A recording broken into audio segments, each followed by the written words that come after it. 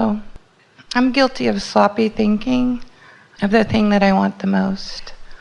I feel like I've learned how to find alignment, but here's a softer way of saying that. Here's a kinder and gentler way of saying that to yourself.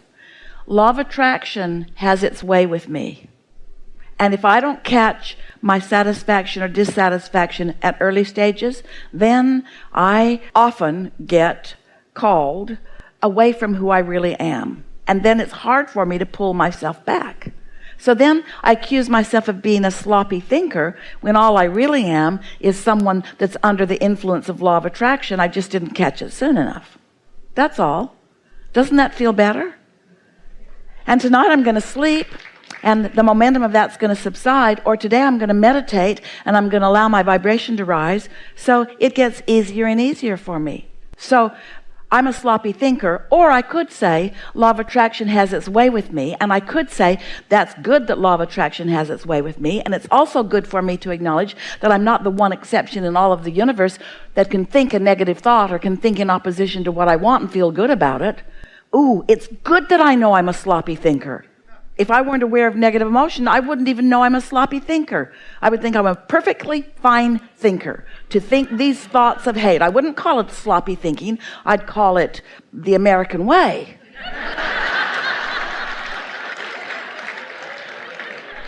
I'd call it proper parenting. I'd call it staying the course. I'd call it gaining and painting.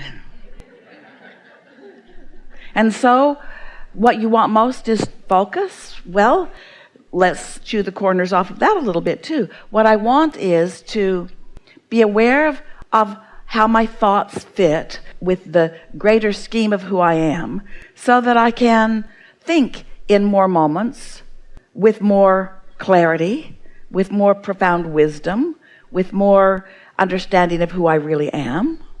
Yes? And I'm getting better and better at it. You are. You are. Everyone does some sloppy thinking every now and again. In other words, when something's really loud going on, it's hard not to notice it. It's hard to think about a healthy foot when your toe is throbbing. It's not an easy thing. So you might say, I'm a sloppy thinker. Well, what you might say instead is, some thoughts were getting away from me, and I wasn't maintaining my balance, and I've got enough momentum going that now it's really hard. Now's not the time to try to shore up my thought, because law of attraction has got me too far out of whack for me to start trying to contour my thought right now. Maybe I'll just put some salve on my throbbing toe for a minute and focus upon some other things for a while, and try to not take so many steps forward when I'm feeling sort of bound up, and let myself sort of chill and come into alignment with who I really am, and then I'll go again. It's all good. Want to talk about something specific? imposing will on others. I'm in a relationship that's caused me to expand. I'm very grateful for that. Someone imposing will on you, or you imposing will on the other? I'm trying to get him to wake up. I'm trying to get her to wake up out of fear. And I don't know that that's my place. Well, do you want to kick her out of the nest or call her over to the post over there? There's a difference. Well, I've been trying to call where I'm saying. So give us a little bit of it if you want to, and we'll chew with you about it. Someone that's been hurt and is fearful of love and connection and bonding, but a kind person. I can't reach that level of love with this person because they're fearful. They're afraid. They've been hurt and don't want to be hurt again. But the thing that we really want to ask you is, as you are acknowledging that, and we are not doubting that your perspective that you're verbalizing here is an accurate one, but as you are verbalizing it, are you under the influence of your inner being, or are you under the influence of what you've been observing? I do both, and that's why I said my sloppy thinking. But in this conversation, you're looking for mutuality with this person, and so you're wanting to be heard, but you're wanting to say something different than her life experience has taught her. You don't have very much clarity and not much influence toward what you really want to have influence toward, because your attention is upon the part of her experience that you don't want while you're speaking. So you've got to find another way of looking at this. Here's a very powerful thing to acknowledge.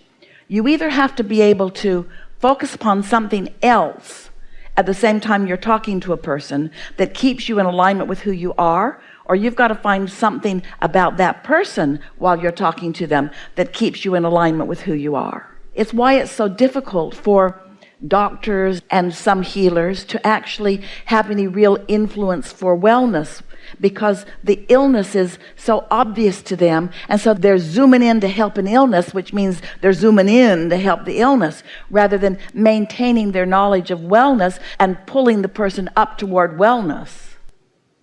Makes sense. So you do most of your good work when you're trying to help another, when you're not with them.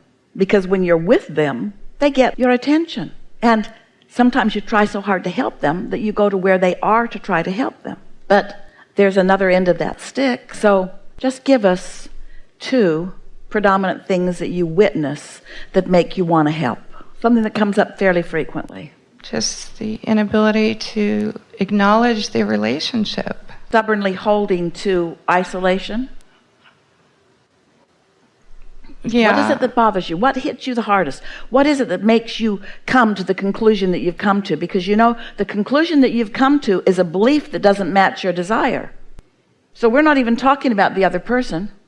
We're talking about you using this other person as a focal point, but you've got a belief about that other person, but it doesn't matter. You've got a belief that doesn't match your desire. And you're blaming it on the behavior of the other person.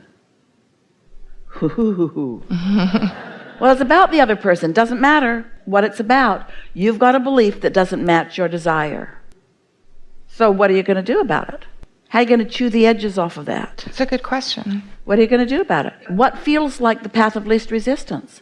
What aspects of that belief feel satisfying and what aspects of that belief feel unsatisfying? Well, the aspects of the belief that feels unsatisfying is that it is what it is and I can't get her to budge, or I need her to change in order for me to feel better. Ooh, I need something to be different so that I can have a different response to it. Ooh, I'm living a sort of conditional life. If she were different, everything would be perfect. But your work, even in helping other people, especially in helping other people, is not to get them to change so that you can feel better. You must find a way to feel better in order to feel better. That's why you said, oh, a lot of expansion has come to me because of this.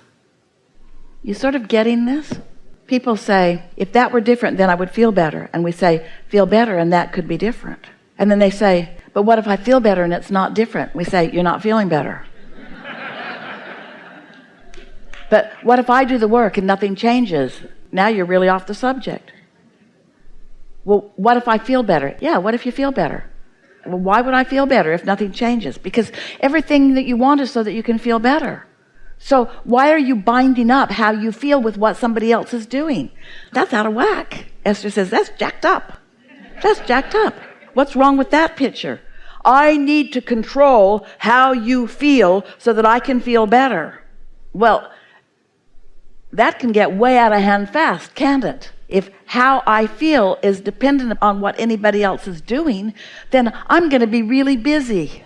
And they're not going to do all that much changing for me. In fact, have you ever had anybody zoom in with an intention of changing you? Don't you just kind of dig in? Most of the time you do. Because when someone says, I'm here to help, what they're really saying is, I notice there's things about you that aren't the way that they should be, and I'd like to help you be more like I like you to be. What it comes down to is, finally, you have to decide, I want to feel good. I want to feel good so much that I'm not going to look in the places or at the people where I don't feel good. I'm going to give myself that break. I'm going to let them all do whatever it is they're doing while I catch alignment with who I am. And once I catch alignment with who I am, then my influence is greater. And then I can call them upward toward who they really are, maybe or maybe not. But my job is not to swoop down and grab them and take them up. That's not the way that it works. My work is to stay there and be a living, breathing example of someone who feels good anyway, because that's what they want, you see. Unconditionally, right? Because when I've had those moments, and I guess that's what I'm looking for, is the steadiness. I've had those moments with different responses when I do worry about me and in my alignment. That's really why we're starting with this conversation about satisfaction, because you take a subject like that has a lot of momentum going, and it almost feels impossible, because it sort of kind of is in any moment. So when you get on subjects that are easier, where you could go dissatisfied or satisfied, and you choose satisfied, and then you maintain it and you watch yourself gather momentum and power and influence, then you begin to trust in the process of the laws of the universe. And then you begin to feel more invincible, and in your feeling of invincibility, then you have step 5 moments with them. In other words, a step 5 moment is where you can see them where they are, but your vibration doesn't dip. We were explaining this to a person one day about her son, and she said, but won't he feel like I am forsaking him? If I just leave him alone, if I don't hover anymore, if I don't try to fix things, if I don't swoop in, if I don't try to cheer him up, won't he feel abandoned? And we said, we're not asking you to take your attention from him. We're asking you to get in alignment and then give him your undivided attention. We're asking you to give him attention that is of value to him, not attention that locks him in where he is. Big difference. That's what a step 5 moment is. It's where you're able to acknowledge contrast, and you're even able to acknowledge that someone's where they don't want to be. But it doesn't take the breath out of you while you're doing it, because you've practiced stability to such an extent. When you stood before Jesus dripping your illness, he saw not your illness, he only knew your wellness. And he knew your wellness in such powerful, focused, concentrated absoluteness that during the time of his presence with you and your belief in his presence, your illness could not even exist in the same vibration, because the desire was such that it dominated the vibrational frequency of the moment, you see.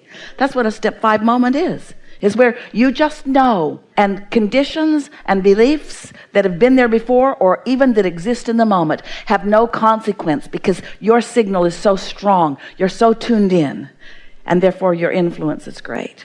And we said to this woman, we said, and then your son will know that you're there for him. Not there for him where neither one of you are of any value to either one.